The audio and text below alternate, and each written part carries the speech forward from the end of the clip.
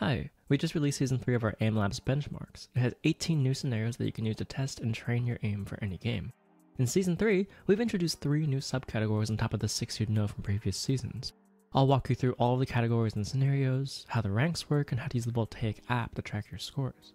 If you just want to dive into Season 3, we have links for everything in the description. But for now, let's talk about the scenarios we picked and what they can do for you.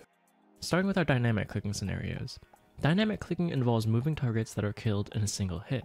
These scenarios are most often used by people who play games like Overwatch, Apex, really anything involving moving targets and clicking weapons. Generally, it's a very well-rounded category that trains skills like vertical movements, micro adjustments, and smooth target acquisition very well. First, we have Angleshot, featuring 5 diagonally moving targets. This is best for training your ability to hit the more awkward angles that certain vertically moving targets present, especially in games like Overwatch. Popshot is a classic bounce style scenario, with targets following predictable arcs. This scenario is great for any game involving arc reading, where smoothness is a very valuable skill, and will intensely test your ability to match the speed of your targets. Our next category is static clicking, another type of scenario involving targets that are eliminated in a single hit, but these do not move. It's a very simple category in theory, but there's no better scenario type for isolating the relationship between flicks and micro adjustments. This scenario type is mostly favored by tactical FPS players. Quadshot features 4 targets at range in a relatively small FOV. The level of precision required by this scenario makes it ideal for practicing the fine motor skills required for consistent headshot aim. Wideshot has slightly larger targets but places them much further apart, training your ability to make wide, fast flicks accurately. Our new clicking subcategory is called linear. It's a type of dynamic clicking where the targets move in longer, more predictable lines. Because the movement is simpler and more predictable, we can better isolate the mechanical part of aim, enjoying some of the benefits of both dynamic and static clicking.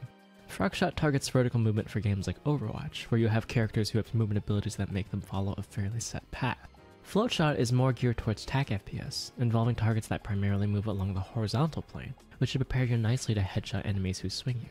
Now we have our first tracking category, precise tracking. This scenario type usually features targets that move in long, smooth, predictable patterns, making it a great tool for learning to engage your arm, match enemy movement speed, and maintain flow in your aim. The smoothness required for tracking airborne players in games like Apex and the finals are trained very efficiently by scenarios like these. VertTrack has a target that remains airborne the entire time and will really test your ability to match the speed and direction of vertically moving targets, especially falling targets in games. ShiftTrack is a relatively new type of scenario, where the target transitions from grounded to aerial movement, similar to jumping players or classes that have the ability to engage flight. Next is reactive tracking. These types of scenarios are best for those strafe duels you find in games like Overwatch, where the enemy changes directions rapidly. Being good at reactive tracking is a very difficult skill, and one that stresses reading enemy movement more than any other scenario type, but it also teaches you to aim very efficiently.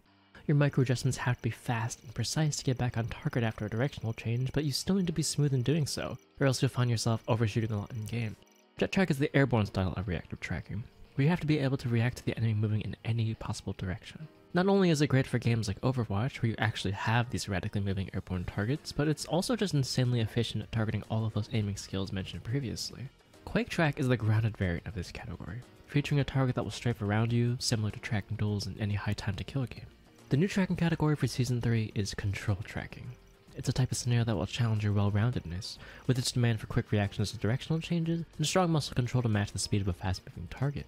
ControlTrack has a flying target that can transition from close to long range at high speeds. Improving at this scenario will enhance your ability to combine wrist and arm aim, with the target being so erratic yet so fast-moving, and including a lot of vertical mobility. SteadyTrack is the slower but more precise variant of control tracking, with the target being at a longer range but requiring a higher amount of fine control. Target switching encompasses our final 3 subcategories, where you have an automatic weapon, and after each target you eliminate, you must snap as quickly and accurately as you can to the next one. While the most obvious application is for games like Battlefield or COD, these categories are also very efficient at training flick technique and for target acquisition. PokeSwitch is a speed switching scenario that hones in on the precision aspect of these flicks, featuring small targets that require to have a fine control over where your flicks land. Temposwitch has slightly larger targets that move slowly. This allows you to flick faster but requires you to begin tracking as soon as you land on the target, forcing you to employ good flick technique. Boltswitch is our first evasive switching scenario that forces you to switch to and track targets that move more erratically than our speed switching scenarios. Dartswitch's targets move in more linear paths than Boltswitch but are placed further apart and feature more vertical movement. This allows you to hone in more on that flick into track transition of target switching. Our new target switching category is called stability switching. It hones in more on the tracking aspect of switching by having a higher time to kill, and allows you to effectively practice tracking after a switch without that level of reading difficulty that comes from evasive switching.